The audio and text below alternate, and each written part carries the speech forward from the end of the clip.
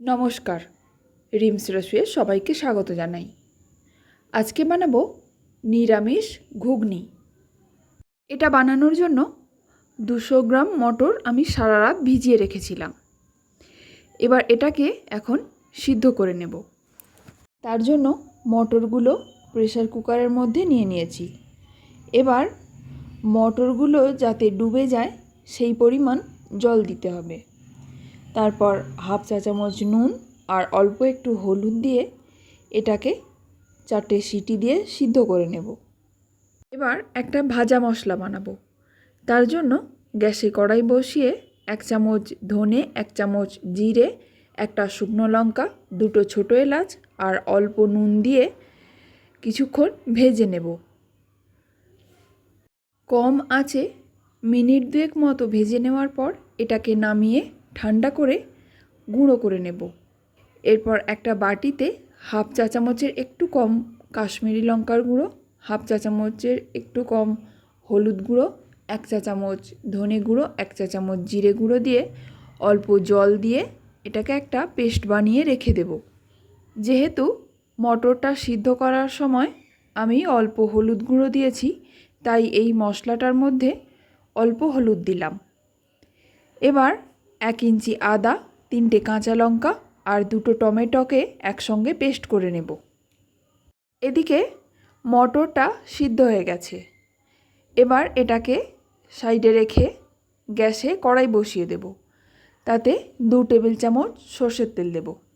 তেলটা গরম হয়ে যাওয়ার পর এতে একটা মাঝারি সাইজের ছোট ছোট চৌকো করে কেটে রাখা আলু দিয়ে দেব। তারপর অল্প নুন দিয়ে আলুটাকে কিছুক্ষণ ভেজে নেব।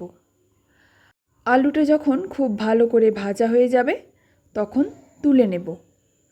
তারপর যে তেলটা আছে ওই তেলের মধ্যেই একটা শুকনো লঙ্কা, একটা তেজপাতা আর অল্প একটু জিরে ফোড়ন দিয়ে দেব। ফোড়নটা একটু নাড়াচাড়া করে নিয়ে এর মধ্যে দিয়ে দেব 1/4 চা চামচ হিং। তারপর দিয়ে দেব আদা, টমেটো আর কাঁচা লঙ্কার পেস্টটা।